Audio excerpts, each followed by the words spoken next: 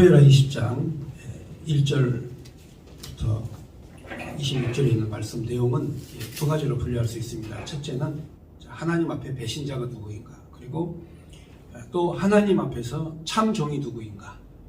그러니까 항상 우리는 생각할 때 그 하나님의 선택이 매우 중요하다는 것을 알고는 있지만, 어떤 사람이 선택을 받았느냐, 또 어떤 사람이 하나님의 선택을 받지 않았느냐, 이게 성경을 해석하는 데 핵심이에요.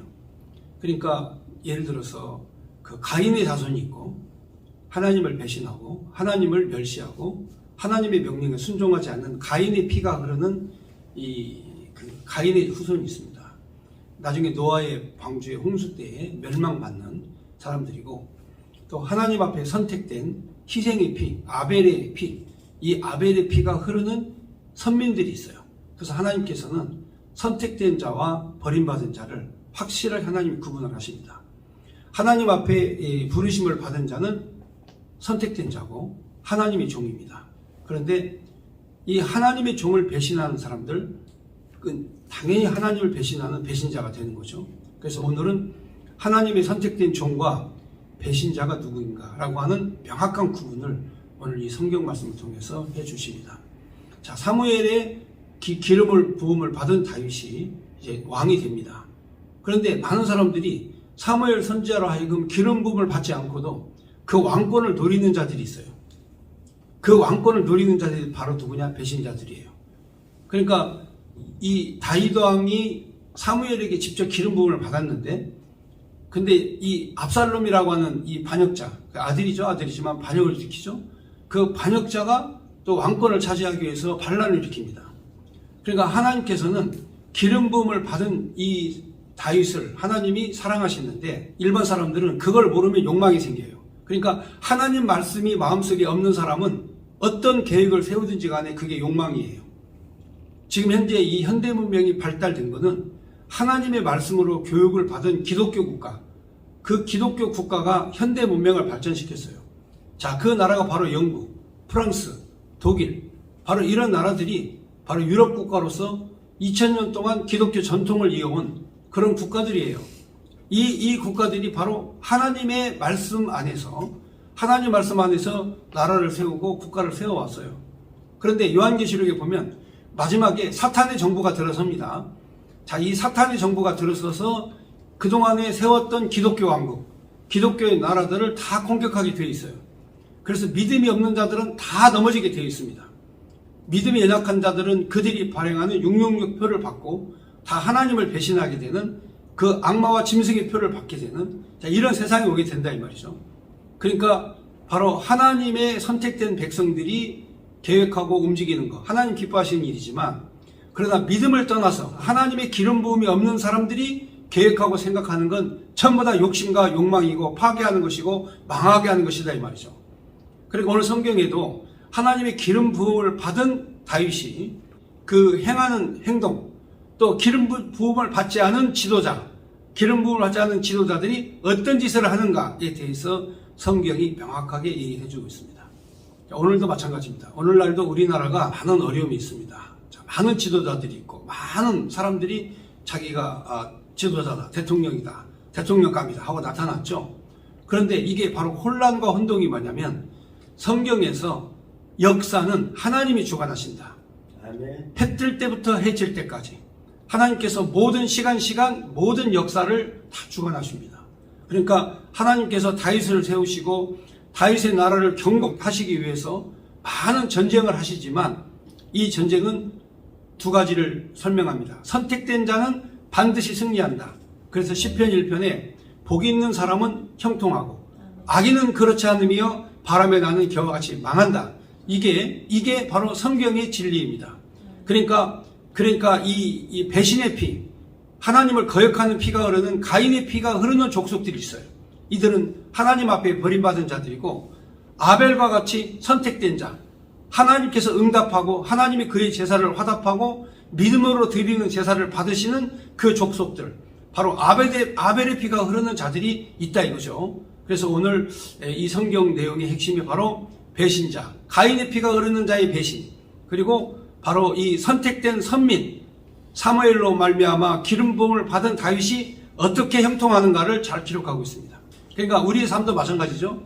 우리의 삶도 성공하느냐 실패하느냐, 이거는 바로 내가 하나님 앞에 기름 부음을 받고 선택된 하나님의 백성으로서 말씀을 지키고 살아가느냐, 이런 사람은 실패해도 승리한 거예요. 이런 사람은 망해도 승리한 겁니다. 이런 사람들은 고난 가운데 있어도 하나님이 기뻐하십니다. 그런데 부자로 잘 먹고 잘 살고 호화롭게 사는 건 전부 다 자기 자신의 행복을 위해서 살아가죠. 그 자리에는 하나님의 영광이 없어요. 그러나 내가 비록 실패했고 내가 어렵고 힘들었고 고통스러웠어도 하나님의 영광이 있는 그 사람, 이 사람이 바로 하나님 앞에 선택된 자다.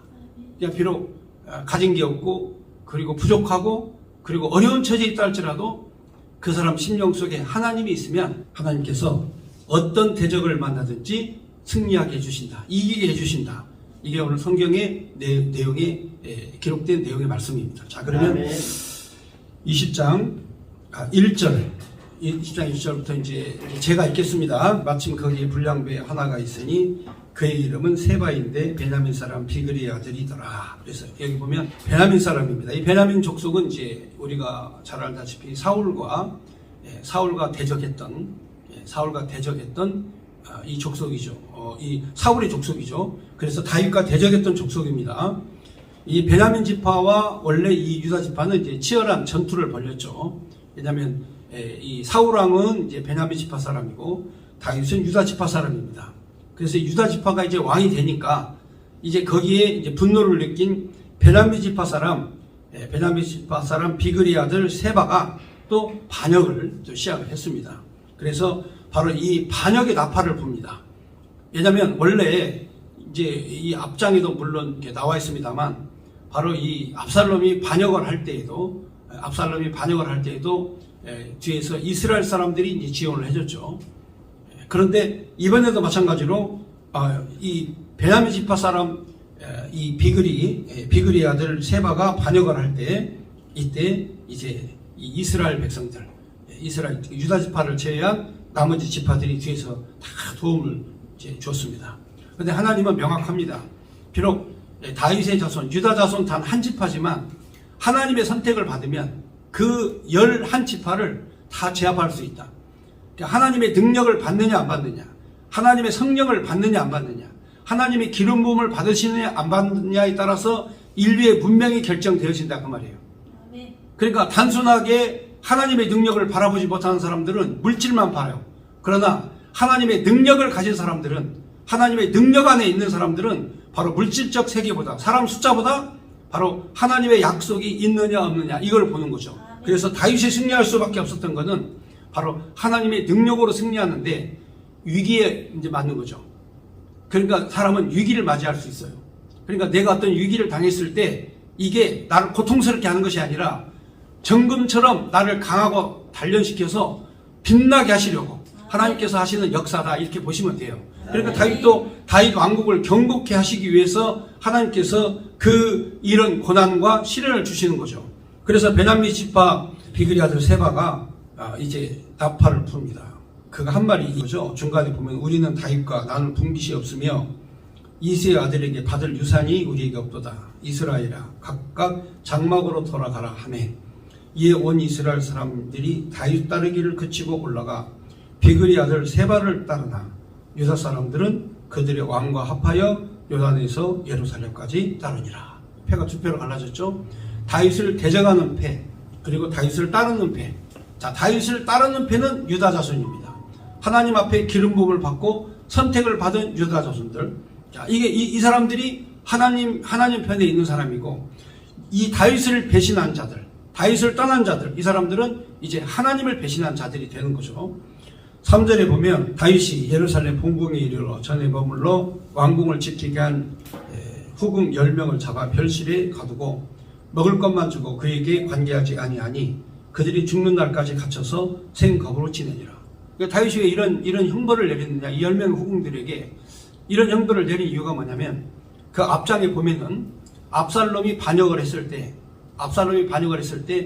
바로 이 다윗의 아들 아닙니까? 그런데 이 후궁 10명과 함께 이 옥상에다가 천막을 치고 거기서 술판을 벌려요.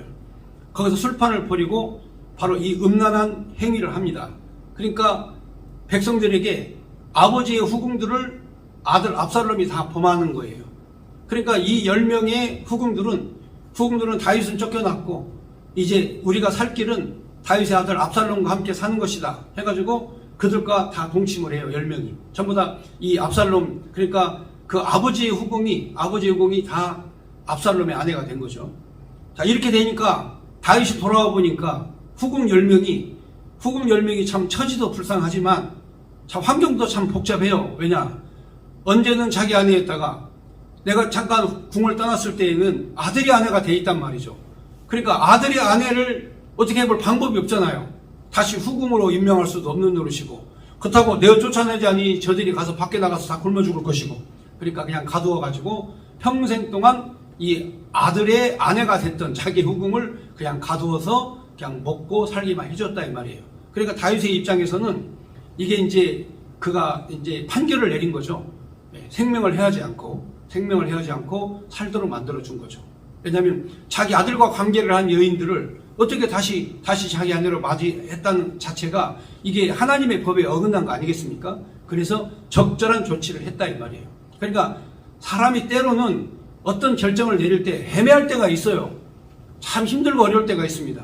자, 이렇게 다윗은 자기 아들의 아내가 되었던 후궁들을 그냥 가두어서 평생 먹고 살도록 해주었다 하는 내용의 말씀입니다. 자, 그 다음 4절에 보면 왕이 아마사에게 이르되 너는 나를 위하여 3일 내로 유다 사람을 큰 소리로 불러 모으고 너도 여기 있으라 하니라. 여기 아마사가 누구냐면 압살롬이 반란을 했을 때 다윗 왕을 떠날 때 이 아마사가 앞장서 가지고 군대를 이끌고 압살롬을 따라간 사람이에요. 그러니까 다윗을 배신한 사람입니다. 그러니까 자기의 주군인 다윗을 배신하고 이 압살롬에게 붙어가지고 압살롬의 군대 장관이 됐던 사람이에요. 그런데 다윗이 압살롬만 처단하고 그리고 아마사를 죽이질 않았어요. 아마사를 안 죽였습니다. 왜 그러냐면 따져놓고 보면 이 아마사도 자기 백성 아닙니까? 적이라 할지라도 자기 백성은 어디까지나 자기 백성인 거죠. 자, 그래서 아마사를 죽이질 않았어요. 대신에 아마사를 기용을 합니다. 너는 지금 흩어진 이스라엘 백성들에게 가서 이스라엘 백성들을 내게 모아라 하면서 아마사에게 사명을 부여를 합니다. 그러니까 기회를 주는 거죠. 자, 이 기회를 주었을 때 이때 내가 하나님 편에 설 것이냐, 내가 아니면 사람 편에 설 것이냐. 사람이 언제든지 중요한 결단을 내릴 때가 있어요. 중요한 결단을 내릴 때는 반드시 하나님 편에 서야 돼요. 하나님 편에 서야 된다 했죠. 사람 편에 서면 안 돼요. 사람 편에 서면 안 됩니다. 어제도 이제 또 많은 전화가 옵니다만 저한테 전화가 와서 우리를 함께하자 하고 저를 이제 설득하는 분이 계셨어요. 저는 그런데 그런 얘기를 다 들어주죠. 다 듣습니다. 듣고 난 다음에 결정을 내려야 되잖아요. 이때 어떤 결정을 내릴 건가? 내가 사람의 달콤한 말에 내가 유혹에 내가 넘어갈 건가? 아니면 내가 하나님 편에서 하나님의 말씀대로 따를 건가? 비록 내게 고난이 있고 고통이 있고 힘든 일이 생겨도 내가 하나님 말씀을 따를 건가? 아니면 사람 편에 설 건가? 중대한 결정을 내릴 때가 있어요. 근데 이 아마사는 말이죠. 다윗이 기회를 주었을 때 충성스럽게 일을 했어야 돼요. 왜? 압살롬을 따라가는 군대 장관이었기 때문에 당연히 압살롬의 반란군에 따라서 아마사는 처형을 했어야 돼요. 그런데 다윗이 기회를 줍니다. 내가 너에게 기회를 줄 테니까 이번 임무를 충실히 수행하라. 흩어진 이스라엘을 다 모아라 하면서 시간을 딱 정해줍니다. 그리고 장소도 정해줘요. 이때까지 흩어진 이스라엘을 다 모아서 데리고 와라. 이게 다윗이 준 명령이에요. 그런데 아마사가 말이죠. 가만히 생각해보니까 압살롬 때도 반란을 일으켜가지고 지금 현재 자기 목숨이 간당간당 한 상태거든요. 내가 살지 죽을지 모르는 상태인데, 아니 저기 비그리의 아들 세바가 반란을 일으켜가지고 많은 이스라엘 백성들을 또 불러 모으니까 내가 어차피 이 죽을 목숨 내가 차라리 다윗에게 가지 말고 이스라엘 백성도 숫자가 많으니까, 자, 유다 지파는 한 지파지만 이스라엘은 11지파예요. 그러니까 11지파에 붙으면 11지파에 붙으면 내가 살겠다 해가지고 이 아마사가 반역을 합니다. 다윗이 불러오라고 하는 때에 안 나타나는 거예요. 이게 참 매우 중요한 겁니다. 사람이 어떤 때 보면 숫자에 계산을 하다가 많은 숫자에 붙을 때가 있죠. 근데 미안하지만 11지파는 결속력이 없어요. 왜 결속력이 없느냐? 약속이 없어요. 기름 부음이 없어요. 기름 부음은 하나님이 이 야곱으로 하여금 넷째 아들에게 너의 자손은 왕의 지팡이를 짚게 되고 그리고 기름 부음을 받고 민족의 지도자가 될 것이며 사자처럼 용맹할 거다. 이 약속이 바로 이 유다 자손에게 있단 말이죠. 그리고 다윗은 사무엘로 하여금 이 기름 부음을 받은 약속이 있단 말이죠. 그러니까 이 유다 자손은 11지파와 대적해도 아주 강력한 지파가 되는 거예요. 근데 11지파는 결속력이 없어요. 다 뿔뿔이 흩어져요, 그냥. 왜? 서로가 자기가 잘났다고, 11지파가 다 잘났다고 하니까 흩어질 수밖에 없죠. 유다 지파는 지도자 한 명으로 딱 보여요. 그러니까 숫자가 많다고 이기는 게 아니라 이 말이죠. 돈이 많이 있다고 해서 성공적인 삶을 사는 게 아니에요. 그렇지 않습니까? 정주영의 가문의 자식들도 자살한 사람이 있죠. 예, 이건희 회장의 자손들 중에서도 자살한 사람이 있죠. 여러분, 이게 자살할 정도 되면 인생 끝난 거거든요. 그 집안이 아무리 돈이 많아도 행복하지 못하다는 거예요. 집안 식구들이 자살하는 거 보면. 요즘 소상공인들이 얼마나 힘들면 자살하겠습니까마는 자살은 절망적 상황에서 탈출구가 없을 때 자살하는 거거든요. 그러니까 바로 아무리 돈이 많아도 아무리 숫자가 많아도 그게 의미가 없는 게 바로 하나님의 약속의 말씀이 있느냐 없느냐, 이게 인생의 실패냐 성공이냐가 결정되어지는.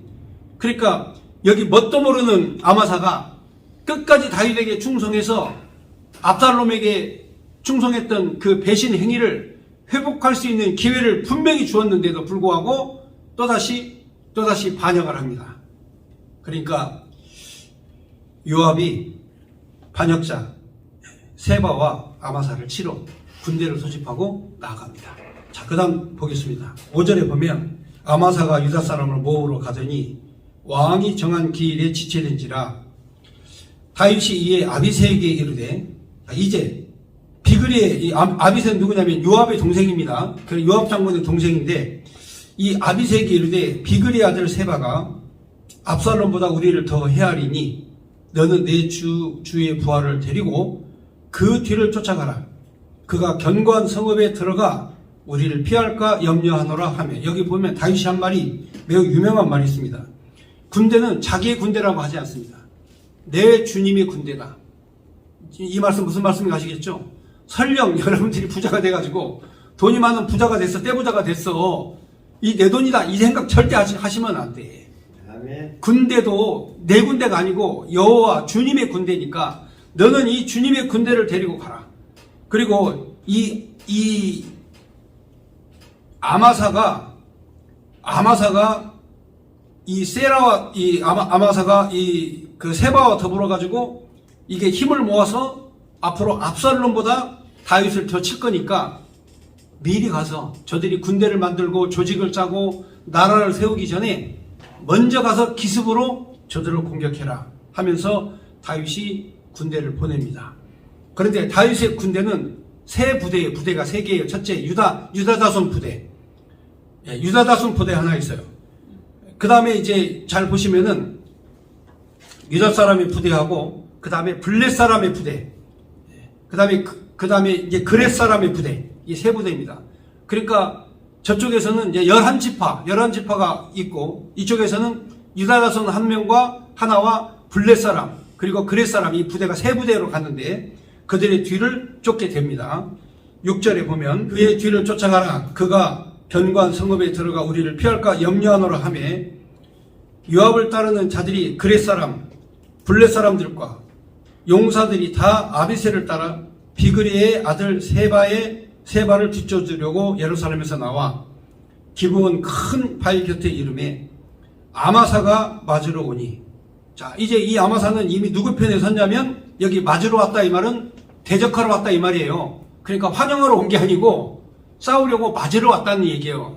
대항하려고. 그러니까 아까 말씀드렸다시피 바로 이스라엘 백성, 배신한 이스라엘 백성, 그리고 그 세바의 군대, 이 군대를 이끌고 이제 다윗의 군대와 전쟁을 한 거죠.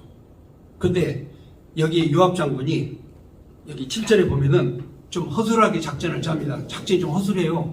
요압이 작전을 짰는데 이렇게 칼을 찼는데, 아니 칼을 찼는데 칼이 빠진지도, 허리춤에서 칼이 빠진지도 모르는 거야. 나이를 먹으면 말이죠, 이게 밥을 먹어도 이 배당 사고가 나요.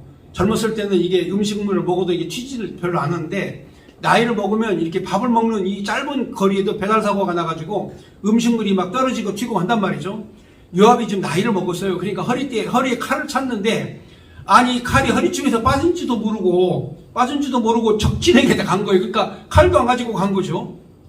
그러니까 아마사가 이렇게 보니까 요압이 대장군이고 칼싸움을 잘해요. 그러니까 요압이 칼을 차고 있으면은 가까이 가지도 않을 거야. 아마 가까이 가지도 않을 텐데, 요압이 말이죠, 보니까 허리춤에 칼이 빠지고 없는 거야. 그러니까 아마사가 이 무장 해제를 한 거예요. 아, 저 사람은 칼이 없구나 해가지고 가까이 가서 형제들이 다 껴안는데, 은밀하게 손에다가 칼 한 자를 숨겨가지고 가요, 요압이. 그러니까 이 지략이 있는 장수는 뭔가 달라요. 응? 지략 있는 장수는 딱 잡아가지고 수염을 잡고 그냥 배를 뚫어가지고, 여기 보니까 내장이 밖으로 튀어나왔다 기록되어 있어요. 그러니까 겉모양 보기에는 허술하게 보이는데, 그런데 노인 양반이 이 젊은 아마사 장군하고 칼싸움 하면 질 수도 있잖아요. 그렇지 않습니까? 그러니까 칼자루를 살짝 흘리고 말이죠, 빼고 무장 해제시킨 다음에 가서 짧은 단칼로, 단창으로, 단도로 제압을 한 거죠. 아마사 바로 죽어버렸어요. 자, 이렇게 바로 하나님이 지략 있는 부하를 두셔요. 그러니까 다윗이 승리할 수밖에 없는 것은 이렇게 요압과 같이 지략이 뛰어난 사람을 붙여주셔요. 그러니까 한 사람이 성공을 하려면 그 성공한 사람 주변에는 요압 장군과 같은 지략이 뛰어난 사람들이 항상 주변에 있는 거예요. 이건 보통 일이 아니죠. 왜? 전쟁 한번 해보지도 않고 싸우지도 않고 적장을 그냥 한 방에 보냈으니까, 이거는 결단코 패배할 수 없는 전쟁이다 이거죠. 이렇게 지략을 통해서 승리를 할 수 있는, 자, 이런 전쟁. 8절과 9절에 보면, 기브온이 큰 바위 곁에 이름에 아마사가 맞으러 오니 그때 요압이 군복을 입고 띠를 띠고 칼집에 꽂은 칼을 허리에 맸는데, 그가 나아갈 때 칼이 빠져 떨어졌더라. 요압이 아마사에게 이르되 내 형은 평안하며 오른손으로 아마사의 수염을 잡고 그와 입을 맞추려 하는 채에 아마사가 요압의 손에 있는 칼은 주의하지 아니한지라. 요압이 칼로 그 배를 찌르매 그의 창자가 땅에 쏟아지니 그를 다시 치지 아니하여도 죽으니라. 요압과 그의 동생 아비새가 비그리 아들 세바를 뒤쫓을 때 요압의 청년 중 하나가 아마사 곁에 서서 이르되 요압을 좋아하는 자가 누구며 요압을 따라 다윗을 위하는 자가 누구냐 하니, 아마사가 길 가운데 핏속에 놓여 있는지라. 그 청년이 모든 백성이 서 있는 것을 보고 아마사를 큰 길에서부터 밭으로 옮겼으나 거기 이르는 자도 다 멈추어 서는 것을 보고 옷을 구위에 덮으니라. 아마사를 큰 길에서 옮겨가매 사람들이 다 요압을 따라 비그리 아들 세바의 뒤를 쫓아가니라.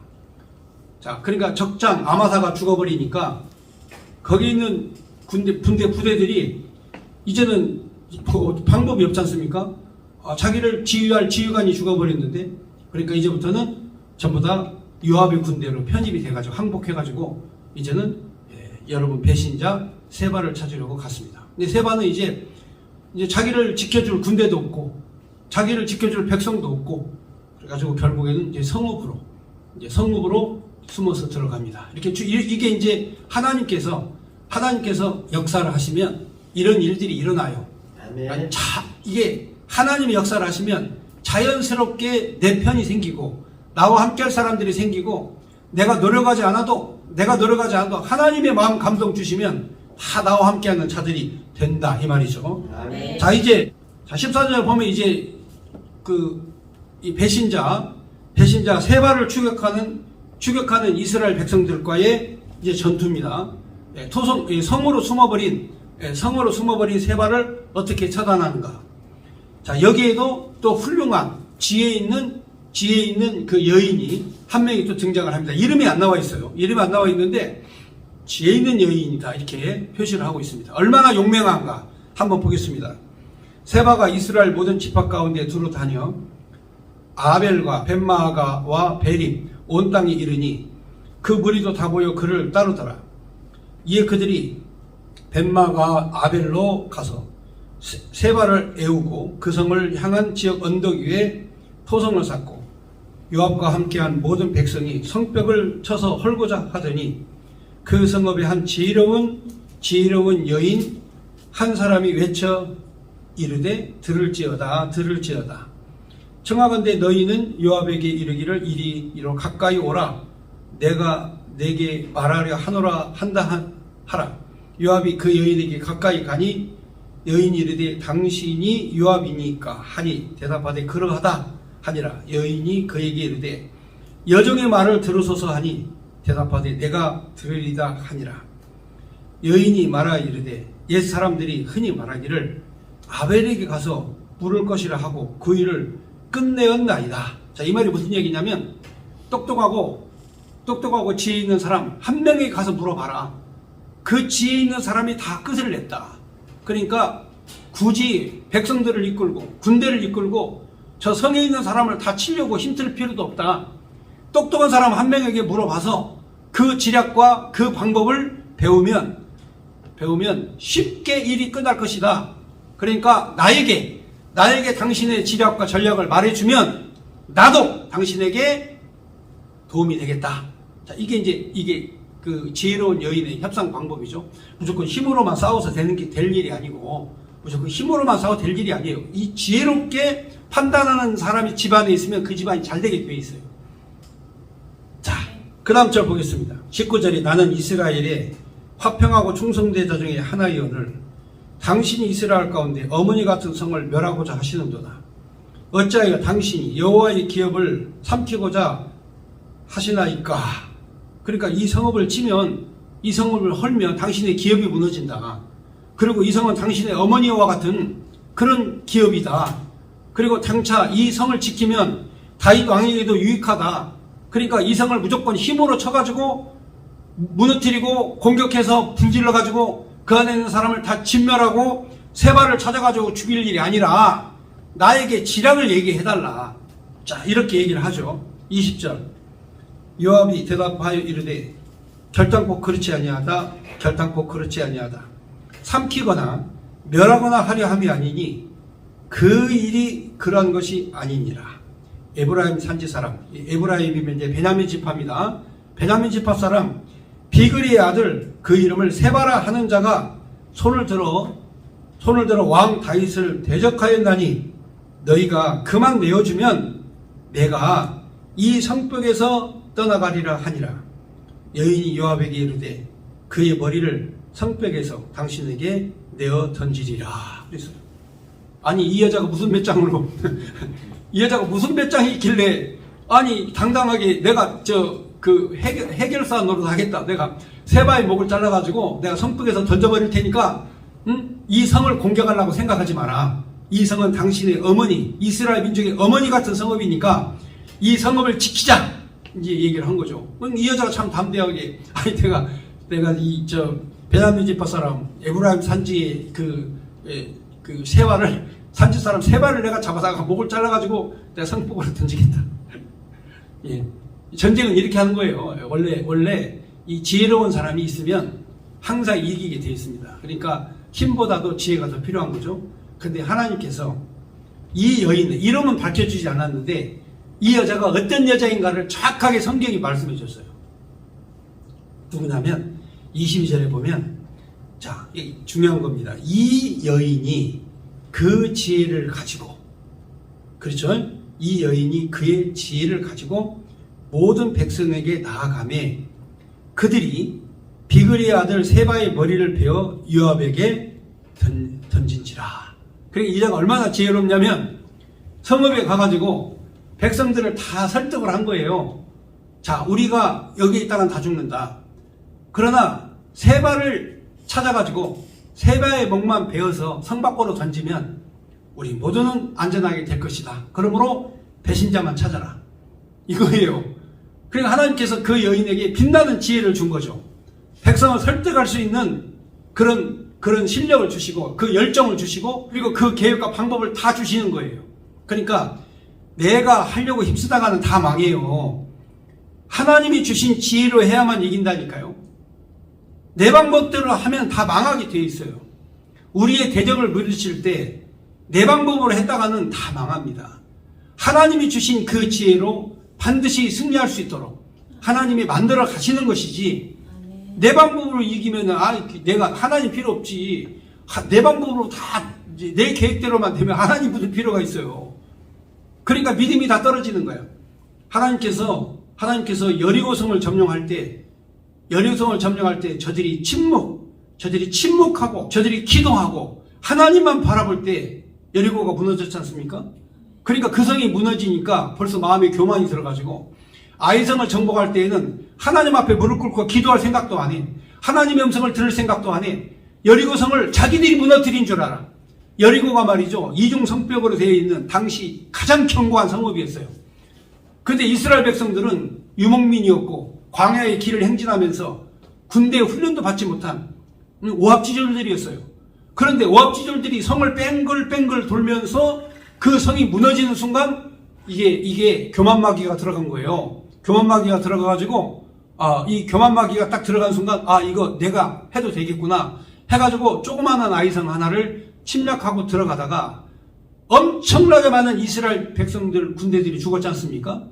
그러니까 하나님께서 교만마귀 안 들어가게 하시려고 교만케 하게 안 하시려고 욕망을 갖고 덤비지 않게 하려고 하나님은 훈련을 시키는데 바로 이 여인은 지혜를 가지고 백성에게 나아가서 그들을 설득하고 그들을 이해시키고 그들을 자기 편으로 끌어들이는 이 힘이 있어요.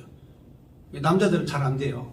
남자들은 쌈박질하다가 끝나는데 이 세상이 왜 이렇게 안전하냐? 여성들이 있기 때문에 그런 거예요. 남자들은요 힘 자랑만 하고 그냥 머리 자랑만 하고 이렇게 하다가 보면 지들끼리 싸우다가 다 죽을 거예요. 만약에 이 세상에 남자만 있으면 이 세상은 다 죽어요. 그냥 사람들. 그런데 여인이 있기 때문에 이 여성들이 다 가운데에서 조종도 하고 컨트롤도 하고 해서 이게 전쟁이 안 일어난 거예요. 그러니까 지혜로운 여자 한 명이 그 성읍에 있음으로 말미암아 그 성이 화를 면한 거예요. 그러니까 백성들을 다 설득하고 바로 이 다스리는 지도력을 가진 이 여자가 나타나가지고 바로 에브라임 산지의 사람 세바의 목을 잘라다가 성 밖으로 던져서 안전하게 성을 지켰다 하는 내용의 말씀입니다. 22절 이에 여인이 그 지혜를 가지고 모든 백성에게 나아가며 그들이 비그리 아들 세바의 머리를 베어 요압에게 던지니라. 이에 요압이 나팔을 불며 무리가 흩어져 성읍에서 물러가 각기 장막으로 돌아가고 요압은 예루살렘으로 돌아가 왕에게 나아가니라. 이렇게 해서 다윗의 나라가 많은 시련과 어려움 속에서 다윗 왕국이 세워지는 거죠. 한 나라가 세워지는데 쉽게 세워질 리가 없죠. 우리나라도 마찬가지죠. 여러분 미국이라는 나라는 건국한 지 200년이 훨씬 넘은 나라고 그리고 유럽에 있는 국가들은 세워진 지가 2000년이 다 넘는 나라들이 태반인데 우리나라는 조선시대 이후에 건국된 지 이제 겨우 70년 바로 넘었지 않습니까? 그것도 참 시련과 혼란이 많죠. 이 나라가 세워지는데 어려움 없겠습니까? 이 나라가 세워지는데 어려움 없겠어요? 하나님께서 다 그런 어려움과 시련과 고난을 통해서 나라를 세워가신다. 이때 우리가 할 일이 뭐냐? 기도하고 그리고 하나님의 뜻을 받들고 하나님의 명령을 따르고 하나님의 종들이 회개하고 주님 앞에 돌아서서 바르게 있으면 나라는 하나님이 잘 지켜주신다. 그런데 이 목사들이 말이죠. 이 목사들이 가인의 피가 흘렀는지 배신의 피가 흘렀는지 자신들의 욕망, 자신들의 생각, 자신들의 주장, 자신들의 계획으로만 있다가 보니까 해결이 안 되는 거예요. 지금 현재 사탄과 영적 전쟁을 하고 있는 이 어려운 시기에 목회자들이 먼저 회개하고 하나님 앞에 서야 된다. 이게 바로 배신자들과 하나님의 지도자가 뭐가 다른가에 대한 내용의 말씀을 오늘 성경에서 말씀해 주셨습니다.